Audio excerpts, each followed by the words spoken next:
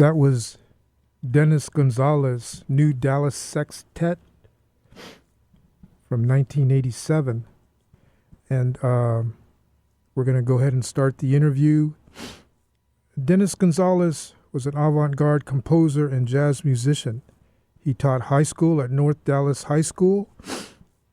He taught jazz improvisation and mariachi. And he performed and recorded with musicians all over the world.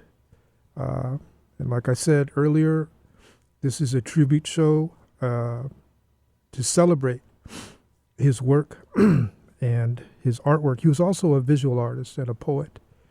And we're going to be interviewing his wife, Carol, in Dallas, Texas. They're all over there in Dallas, and his sons, Stefan and Aaron, who are musicians and great musicians in their own right. And they played with him in a band called Yells at Eels. And we're going to go ahead. And a couple other things he did. He did a jazz radio show in Dallas. It was titled Miles Ahead, and he did that for 20 years. And he also founded La Rondalla, and it's an Oak Cliff-based music nonprofit that he founded in 2010 to teach mariachi music and culture to children and teens from all over Dallas. So, Carol, are you on the line? Hello, Carol. Carol, are you on the line? I am on the line. Oh, thank you very much. How are you doing, Carol? I'm doing fine. I do have a little cold, so if I sound a little squeaky, you'll know why. That's okay. I'm not sounding so good either. I got allergies, and it's... Oh, that's not a good thing. Yeah, we're having it out here. So, Carol, like I said in the introduction, we're here to celebrate and to recognize the work of Dennis, his artwork, his music, his poetry. Yes. And yes. If we can start off talking about his early days in his music and his artwork. Can you talk about that a little bit, please? Yes, I can. I mean, he was always interested in music. He was in band, and he took classes and instruction when he was a kid, piano, and then in trumpet. He was in band. We met at Arkansas State, and he was in the marching band at that time. But he hadn't really, and I think he had been in some, like, rock and roll bands and things. But when I met him, he had just turned 17, so he's very young. But we went to college we started in 71, and by 78, he had recorded his first record. He recorded it at our home, actually on a reel-to-reel tape. And that's how he kind of got started. And he distributed that record. And believe it or not, people, I don't know how they got distributed, but people began to notice. And that's really kind of how it all began. Okay, and then he was nonstop ever since. Yeah, kind of. Yes. And as far as his visual art and his poetry, he was doing this all at the same time. And I'm asking these questions because we have young listeners listening in, and I'm very interested, because I've had the opportunity to travel in Mexico yes. and participate in a couple of art exhibits and meet some people there. Yes. And then yes. And in Mexico, I've always saw they see art in a different way there. And if you're an artist, you do several different mediums. Right. And then here's Dennis, and he was doing several different mediums, Yes, he started out, I mean, as a kid, he was very interested in, and there's a lot of drawings and things that I saw from when he was in high school and so forth. But when we got married, he began to paint mostly acrylic, but some oils too. He went to oils on canvas. He started doing that and did several large paintings. And then it kind of morphed into different things. He did a lot of paper things. He got interested in doing things with gourds and sticks and yarn and feathers, just different kinds of things. But that kind of progressed as the time went on. But when we first got married, it was acrylic or oil on canvas. Okay, and then he designed some of his own album covers too. I was looking at Oh, one, yes. yeah, one the Geographia, that one. Yeah. Yes, he did a lot of things, as well as he even took Aaron's art when Aaron was 2 and put it on an album cover. So yeah, he was very into that and doing his own thing. It was always DIY, I guess you'd say, when we first started, because we couldn't afford for somebody else to produce it, or it was all done at the house. He did as much as he could. He made the flyers. He did a lot of the artwork. He got friends to write liner notes. He wrote liner notes. All those kinds of things. Okay, Carol. Could you tell the listeners? I was always very amazed. I'm an artist myself, but I would hear the music, I would listen to it. I love jazz myself, but I was trying to figure out, how does somebody write music? Because you listen to this music, and then you're saying, how did he do that? Well, now I am not a musician, so I'm probably the person who would least know how to express that. Aaron and Stefan could probably do a better job than that. But I know that he would notate things. He would practice on the trumpet. We had a little keyboard. He would write things, with the keyboard. But it was always in his head, and he was not bound by what everybody else thought it needed to be. He decided what he wanted to do, and he went with it. Yes, and then there were a lot of people in town too. I didn't mean to interrupt, but there were a lot of people in town that also, they were trying to discover things, and people would meet at our house, and well, even before we had our house, when we first got to Dallas, we were in an apartment, and Art Landy, California musician, came over, and he invited him, and he would invite people to come over and try to get them to play somewhere, because Dennis was on the radio too. He had a radio show from 78 to 98, I believe it was. And so, there was that was also influencing him. Yes. Yeah, and let's see. Because even for myself, listening to some of the music, I could hear some Oliver Nelson in there too. The horns, and then just kind of like that. Yeah. He was influenced by so many people, and he didn't just listen to American artists, just like you were talking about going to Mexico. He did on his radio show, and anything he could pick up, he would try to find out third world music, let's say. He listened to a lot of things from Africa, from the Middle East, from South America, Central America. He was very influenced by ECM and all the people in Scandinavia. It was, as well as, of course, American jazz. Yes, I remember years ago, I don't know if he told me or somebody else told me, that he had went to Egypt to... I don't think he ever went to Egypt, but his mother went to Egypt. Oh, okay. But he traveled a lot. And honestly, I couldn't tell you every country he was in, because usually I was working and he was traveling. So, but he did travel a lot. Okay. Carol, we're going to talk to Aaron or Stefan. Either one get... Okay. All right. Well, let me get one of them to come to the phone. Right, and we'll be back with you also. Either one of you, he said. Hello, you there? Yes. So just do it. Okay, cool. So just wait for a second. No, is this Stefan? This is Stefan, yeah. Okay. Stefan, for the listeners, this is Stefan Gonzalez, the brother of Aaron. Aaron's going to come on in a few minutes. They are musicians also. They're the sons of Dennis. And they had a jazz band. Well, they have a jazz band called Yells at Eels, and we're going to play a cut from that here in a few minutes. But they made, the trio, along with other people, they made a lot of music. Yes, and they've traveled in Europe, in different places. I would just, I'm so happy to be able to do this show. And Stefan, what would you like the listeners to know about your father? I mean, there's so much to let the listeners know about him. He was so multifaceted, but he was a deep admirer of the arts. He, of course, was raised deep in kind of Southern Baptist principles, but kind of broke out beyond that as a kind of universalist spiritual person.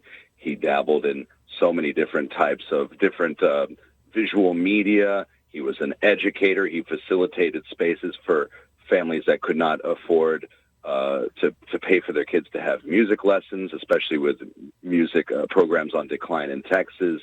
He traveled all over the world with his music, visual art, poetry, or just on his own accord to acquire worldly knowledge and just to know other cultures. He was just a really cool guy, and he could never know enough.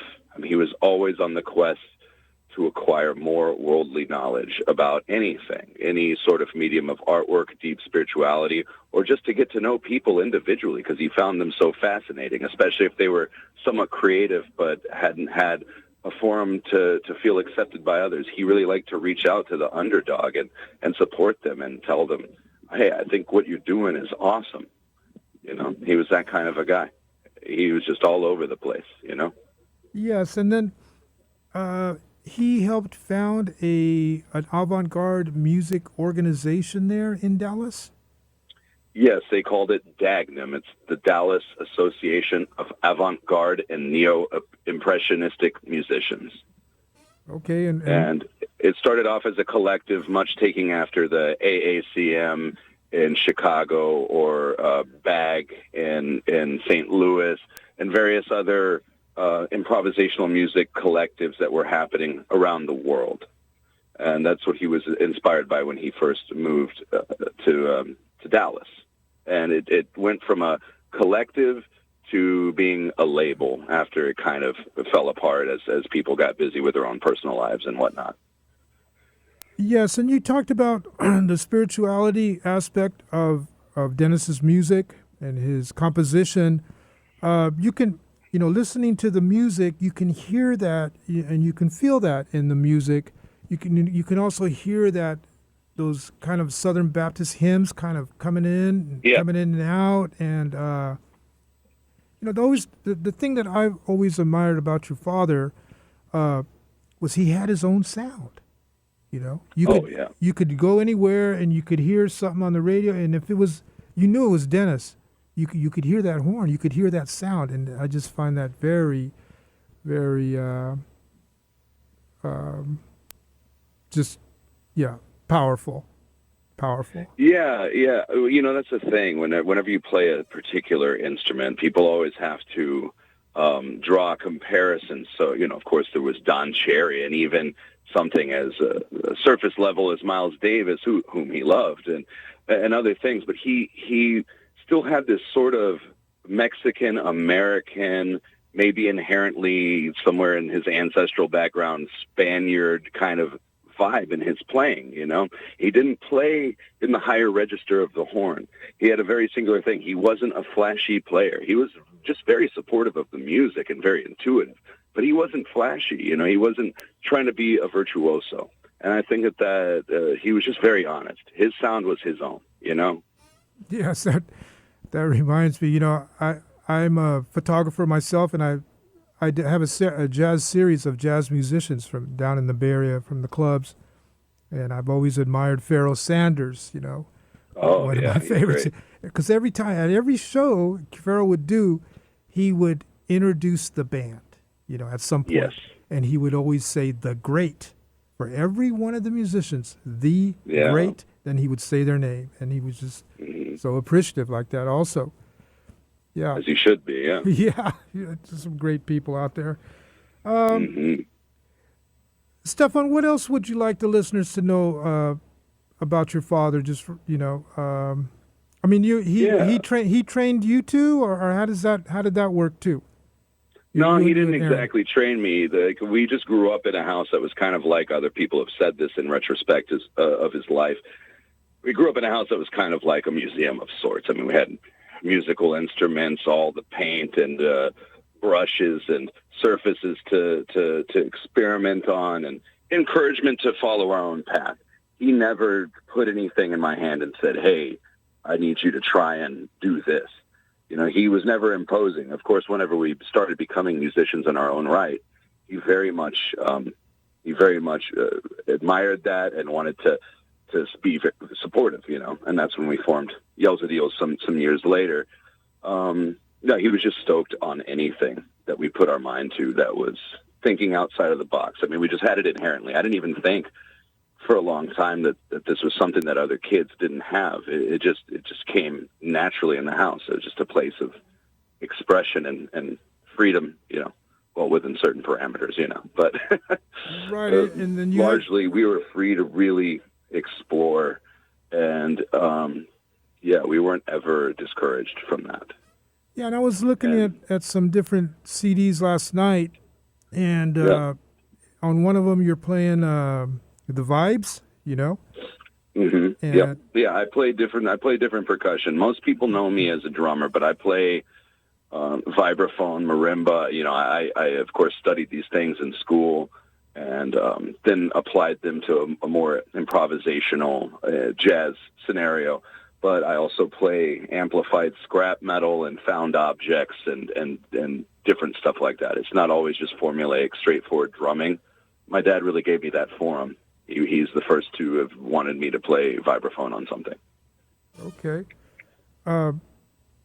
Stefan, can you put Aaron on, please? Yeah, sure. Hold on one second. He's right inside. There you go. Yo. Hello, Aaron. How you doing? How's life? All right. I'm doing great. Okay. Aaron, what would you like the listeners to know about your father? We're doing this shows a tribute to your father, a celebration of his work. His work and could you talk about also in your answer, La Rondalla? Okay, I mean, I'm trying to think of what we can say that is not already been said, and I think that's where conversation and anecdote comes in. But yeah, I mean, you know, my dad, like I said, and you know, my mom touched on this, my brother touched on this, but you know, I think it's. I was just listening on the radio to what my brother was saying, and I think a lot of it was, you know, you'd ask Stefan, did your dad teach you or train you in music? And yeah, Stefan said, you know, no, my dad really didn't train us, you know, at least not initially so.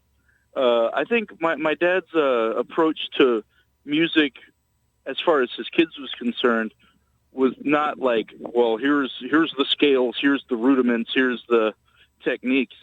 But it's more like, hey, you know, like when I was young, he taught me about ideas, you know. He taught me about art movements. He taught me about political ideas and social movements and spiritual concepts. And, that was a lot. With my dad, it was a lot more about cultivating ideas. And I think that's, I think that's one thing to be said of, you know, like as far as like the techniques and stuff, you know, I learned that by going to orchestra and then, you know, later on, you know, going to like an arts high school and not only playing orchestra and orchestral music, but, you know, like, you know, I learned, you know, sight singing and jazz improvisation and, you know, intro to electronic, you know, music production and, you know, various things that I would later apply. And at the same time I was doing that, I was joining my first rock band and, you know, learning how to transcribe stuff from the radio. So by the time that I was ready to play improvised music with him, I already had kind of like just basic techniques for, like how the notes and the beats related to each other. And then that's when he was like, all right, you're free to do what you want. You're free to improvise.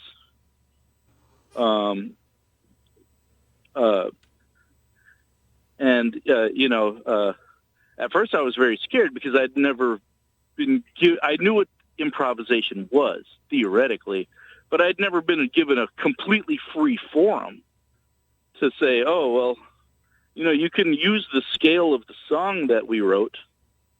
You can use the rhythm of the song that we wrote, but you can also veer from it. And that was, when I first realized what complete freedom meant, and what the risks and responsibilities were, and that was something that I had to figure out on my own. Well, that was kind of scary at first. But then, my dad was actually an easy guy to learn how to improvise with, because he was very accepting, and being basically like a kid when I first started, he was very accepting of kids, and, like even before I ever played music with him, like I think my mom had said, he early on he used some of my my artwork on his records, and I don't think it was a novelty thing, but I think he genuinely liked my artwork, and I think that my childish improvisational approach to artwork to him mirrored his sound, or was good with his concept of sound. Many years later, when my dad published a book of poetry, and Stefan was young, I don't know if Stefan was like 7 or 8 years old, but Stefan had drawn these kind of like mystical monster landscapes that looked really cool and tripped out, but they kind of they kind of mirrored the mysticism of my dad's poems in a kind of coincidental way. So he used that, all that's a precursor to like him collaborating with my daughter on music, in recent years. Yes. But it has to be said, you asked about La Rondalla. Well, so for those who don't know, my dad was a teacher of music. My dad was a teacher of language and music in Dallas public schools for many years, for decades. And I always felt he had a unique approach with his students. Many students of his would come and tell me years later, your dad was the only one who listened to me when I had problems. Your dad was the only one who didn't think I was some sort of freak or some sort of degenerate, for just, being my young self and going through whatever, your dad was the only one who ever told me that the creative things that I was doing should continue to be pursued, So La Rondalla, that's fast forward, this is just a few years ago. My dad finally quits teaching in Dallas public schools. My dad had a series of health problems, and he was getting close to retirement age too, but I think his physical health is finally the deciding factor in his retiring. But in the time that he was retiring, he had the opportunity to start an after-school program. I don't remember. Somebody else could probably fill it in. I don't remember who actually proposed or initially gave my dad the go-ahead, hey, I do know it was started at a place called the Oak Cliff Cultural Center. Of course, it eventually moved on from there.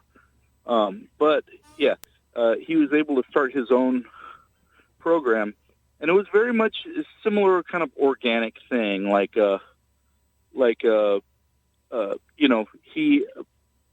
he didn't really do so much of the teaching at this point. It was more like he was kind of was the overseer of the whole thing. But he got a bunch of the local creative musicians that he trusted and knew had unique approaches to music that could be good instructors to these kids.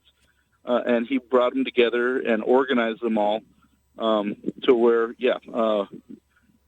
basically we would get paid. There was funding for us to get paid well as instructors, but he put these kids into our programs, and these kids, most of them came from the local community, and a lot of them wouldn't necessarily have the funds to buy private lessons, Right.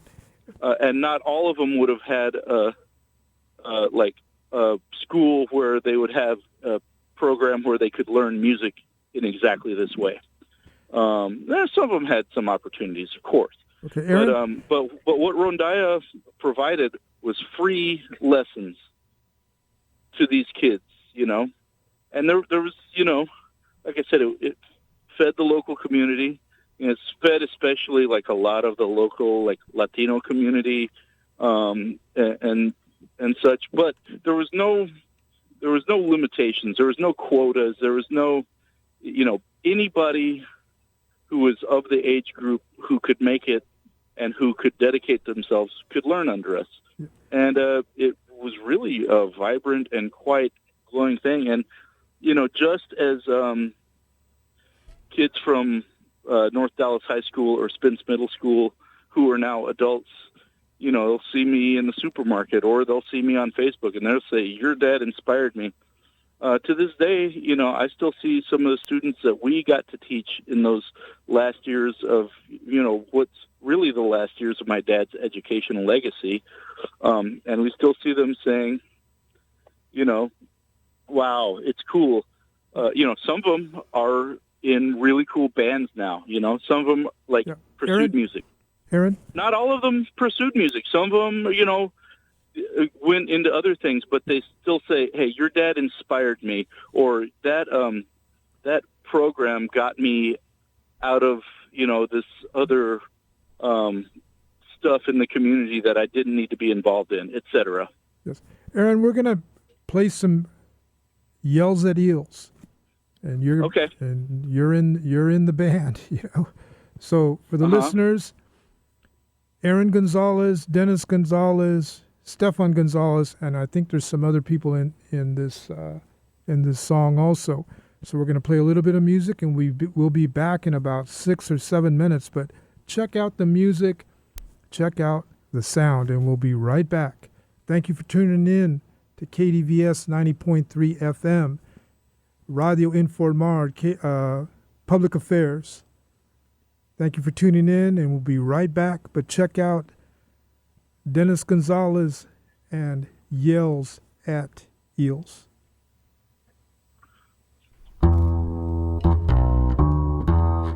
Hey, Frank.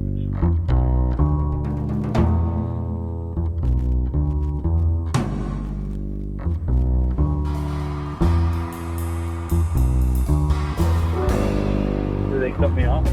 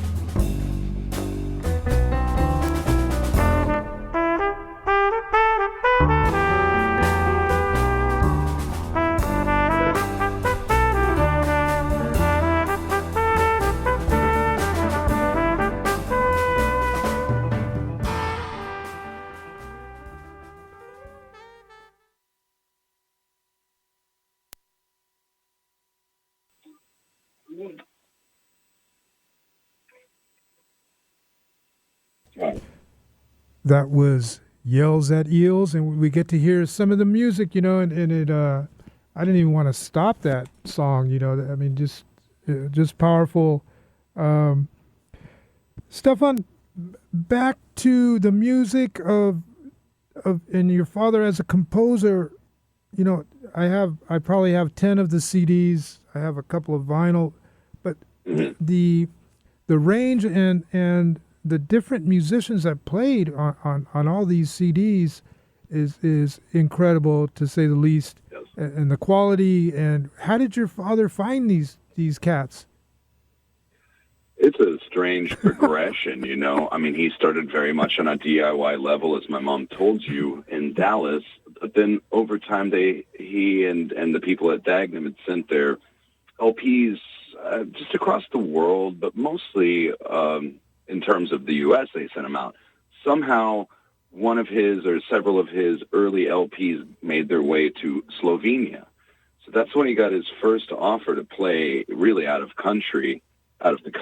It was in, well, I guess then Yugoslavia, and he was able to, I don't remember, it was somewhere in Ljubljana, Slovenia, where he was able to assemble like an orchestra for many years on end at a particular jazz festival. I think this might have been between 81 and 84 or something. He went back consecutively. And then he played with a lady named Svetlana Makarovic, and they did an album together called Palinjina. This was the beginning of his international career, and that's more like Slovenian folk music, has some gothic tendencies, some darker tendencies, but then mixed with the churchy vibe that he brought and the free jazz vibe. It's very interesting. And, from those opportunities he was allowed, he ended up getting in touch with Keith Tippett, who had, played with a lot of the South African and British players of the time, but also collaborated with King Crimson and Elton Dean from Soft Machine. And then he ended up playing with many people in Norway and in Poland, and his scope was just so wide, and it was all interesting. Whenever he would be directing the band, it was very much his sound, but he really allowed for the players to demonstrate their national sound. He really wanted that to shine through because he was such a fan of all the different types of world music, but especially world jazz. He found that every kind of jazz, especially in the avant-garde and free jazz realm, kind of, depending on the area of the world that it was in, that it had a very particular lyricism that spoke to him.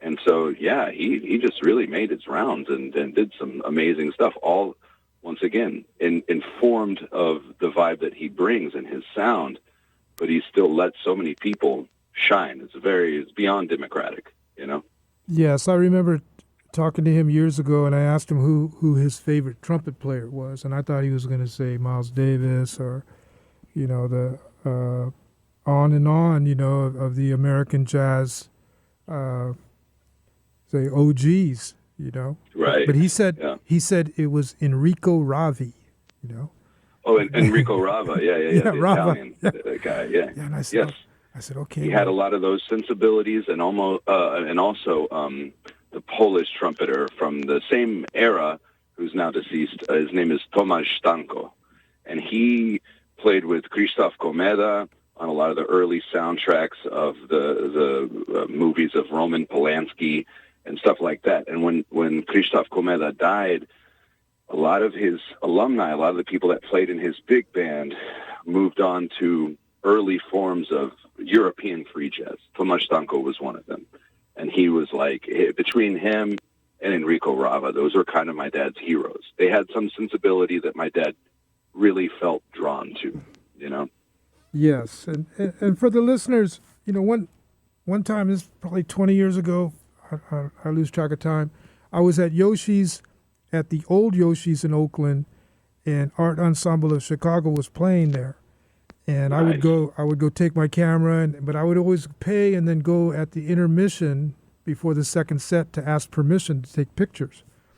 And they let me back there, and the guys were all eating, and then I asked them. They said, "Sure, yeah, brother, do your thing," And I said, thank you, you know. And then I asked them if they knew my cousin Dennis, and they said, I think it was Roscoe Mitchell. Roscoe Mitchell. He looked at me, he said, that's your cousin?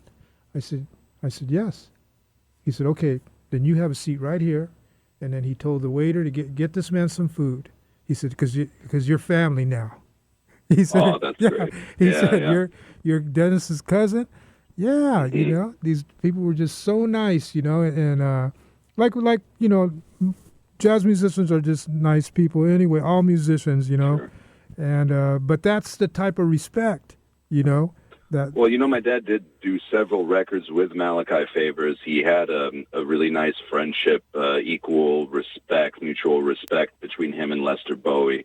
And then later on down the line, we did an album in 2008 called Renegade Spirits Ensemble with Famudu Danmoye from the Art Ensemble as well. So we have this continuous relationship with a lot of those guys. But especially in the 80s, I know that my mother had cooked for them one time and, you know, had various people who were related to them coming in and out of the house, playing with my dad on separate gigs and stuff. So there's still a connection. For as culturally stifled as Dallas especially was back then, there's still a relation to that music in Dallas because of my family, you know, because of my father and my mom. Right, and, you know, when I had talked to you the other day on the phone, I expressed, you know, just some curiosity. Well, not a curiosity, but it dawned on me that, you know, what your father has done there in Dallas is created his own thing. You know, it kind of like a niche, but it's a thing, and in Dallas, Texas too, you know, which is a beautiful thing. Can you talk a little bit about that, please? Yeah, well, you know, I mean, okay, so a lot of people know a lot of important figures from the avant-garde from both Dallas and Fort Worth. There's Bobby Bradford from Dallas. There's Jimmy Jeffrey from Dallas. From Fort Worth, there's Ronald Shannon Jackson, Prince Lachey, Julius Hemphill, Ornette Coleman, Dewey Redman, Charles Moffett, all these people. But a lot of them had to escape this area, especially back then on a racial level in terms of racism and stuff, and just there not being sufficient funding. But when my dad came here, he came here for teaching reasons. You know, Dallas Independent School District wanted to diversify. So his family, most of them got jobs through DISD, and so my dad lived here for that purpose alone. And then he started to try and create his own alternative scene. So it was never worth it for him to leave here because he was making such a difference culturally and educationally. It wasn't about his career. He could have it here, or he could also have it elsewhere whenever time allowed. And so it was never worth it for him to leave, unlike other people. Strange circumstance as far as how other people see it. A lot of the time, whenever we're touring and playing European jazz festivals, me and my brother and stuff, they're like, why are you still there? You know, now we don't have the same life that my father did, but he knew that he was resonating with the local community so much that he didn't want to leave here. He thought this was a good home base, you know. To me, sometimes it can get kind of dark around here, but my father saw the positivity and potential. I think anywhere he could have chose to live, you know, he truly would have been happy, but he set up his home base here and he didn't want to go, you know, and he didn't. Thank you, Stefan. We're getting a little bit low on time. I wanted to ask your brother another question, and then we're going to end with your mother. Okay. Actually, the last answer you all three can chime in, but we're gonna do this in about 5 minutes. Aaron, are you there? Oh, you're asking for Aaron. Sorry. Yeah. Yo. Aaron, I was going to ask you about you and your brother's band. Do you still have that band, right? Acolyte? Yeah. Am I pronouncing it right? Yeah. Okay. Can you talk? Well, we're running short on time, but can you tell the listeners about your band, Acolyte?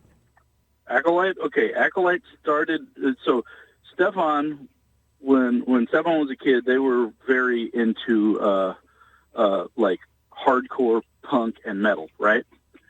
So Stefan was constantly doing these like demo tapes. Like they would like write a song, and they would like play like guitar, bass, drums, vocals, overdub everything. And my dad would be there because Stefan didn't know how to work the recording machine.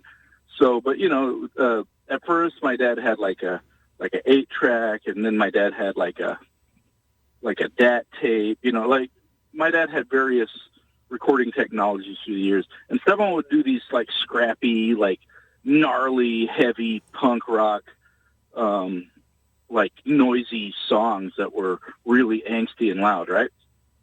And then I was kind of more into like experimental music and art rock and stuff at the time. But Stefan was kind of like, I need somebody to play with me, right? And one day we wrote a song. I believe it was called "One Sound, One Look, One Purpose," and it was like a heavy thrash punk kind of song, but it was only distorted bass and drums with Stefan doing vocals, right? And it sounded so thick and so primal, and we sounded really good as a unit doing this crazy, like noisy, thrashy stuff. Stefan had already used the word acolyte. I don't know. My dad had actually kind of come up with a logo with the spelling of it. Aaron, we're running short on time. I don't mean. Okay, so what specifically do you want to know beyond that? Then. Well, I'm just saying. That's the origin of it. We started from Stefan doing demo tapes as a kid. Okay. And then it grew into more of a equal creative partnership, and we've been released records. We started touring the country, started forming alliances with other bands in the heavy scene, and that's just kind of how we've continued to this day. I mean, but that's what Acolyte is. So Aaron, since we're running short on time, I could say so much. What do you specifically want to know? If the listeners wanted to listen to your music, how could they access it? I believe it's on. You can find it on Spotify. You can find it like on YouTube. We had a bunch of different releases, but the main release you should probably listen to that's out now is a LP that we did called "Clues in the Chaos Pile," and there's probably some that are still you can still get off of like eBay. I still have a couple of copies, Okay. etc. But we're also working on new material that will be released soon. Okay. Thank you, Aaron. The last question is going to be for your mother. Okay. 1 second. Hello, Frank. Yes. Carol, I always end the show and to ask the interviewee, what advice do you have for our young people of today? I know it's a very large question. We live in some troubling times, very troubling times. Do you have any words of encouragement for our young people? I know you've had a lot of experience working with young people too, with Dennis's students, with your family. What could you leave us to end the show on today? I mean, of course, be kind, but I'm going to try to make it kind of how Dennis, I think, would say. And that is, don't limit yourself. And if you think somebody's limiting you in what you want to do, whether it's art, music, poetry, or even being a nurse, which I am, or in some other thing, if somebody's discouraging you and, you don't need to do that, if you want to do it, you can do it. If you want to pursue something, don't let someone discourage you. You're worth a lot. Everybody's worth a lot. And you need to believe in yourself and keep on. People would discourage and talk bad about some things Dennis did. Oh, no, he can't play this kind of music. He has to do it this way. And he's like, why should I do that? And his career really blossomed because he wasn't afraid. So that's what I would say. Okay, Carol, thank you very much. Stefan, Aaron, thank you for coming on Radio Infomar. It's been a pleasure interviewing you. All three of you, and this is my way of honoring your father, Carol, your husband, my cousin. with a celebration of his music, but also to give the listeners some more background on his life and actually his thoughts, how he looked at things. So Yes. thank you very much, and we're going to end the set here with another song. It's from the CD with Alvin Fielder, Trio, A Measure of Vision. And this is with Aaron Gonzalez and Stefan also. So thank you for tuning in, listeners. And we'll be back in 2 weeks, maybe even next week. I've been alternating the shows every week because of COVID. I'm very fearful of this COVID. I have my mask on right now, But we'll be back in 2 weeks for sure. But thank you for tuning in to KDVS 90.3 FM here in Davis, California. And thank you, Frank. Thank you to the Gonzalez family. Love to all of you, and tell my other relatives over there too. I love them also. Absolutely. Much love your way. Thank you so much. Okay, thank you. Bye. So, for the listeners, we're going to play a public service announcement. Then we're going to go right into the last song. And here we go.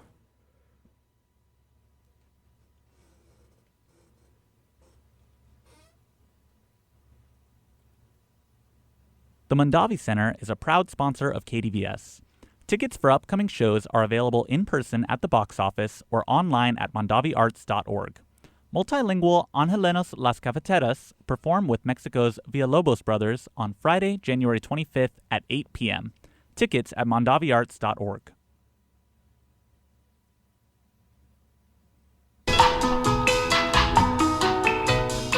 Experts at the National MS Society have some strategies for taming stress. Simplify your life. Relax. Learn to say no. Do the unpleasant things early in the day so you don't have to worry about them. Schedule rest periods, and finally, learn to laugh at yourself. Multiple sclerosis, or MS, is a chronic, unpredictable disease of the central nervous system.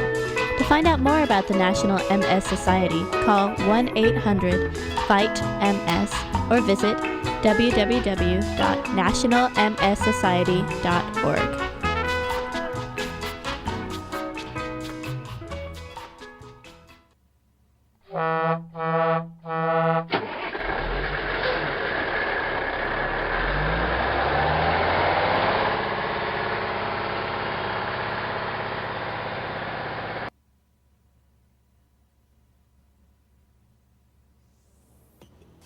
KDVS is interested in gathering information from you. If you have any comments or criticisms about anything related to the station, please write them down and send them to KDVS 14 Lower Freeborn Hall, Davis, California 95616, or reach us by email at gm@kdvs.org.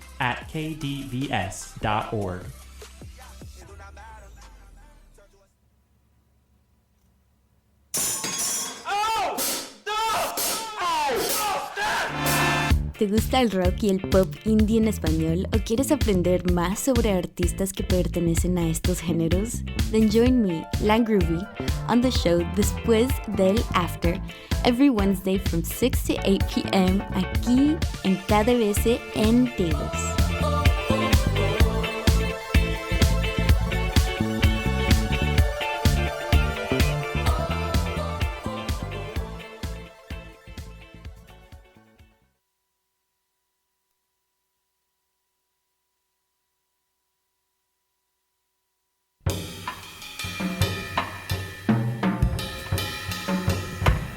Alvin Fielder, Dennis Gonzalez, Aaron Gonzalez, and Stefan Gonzalez. Thank you for tuning in, listeners.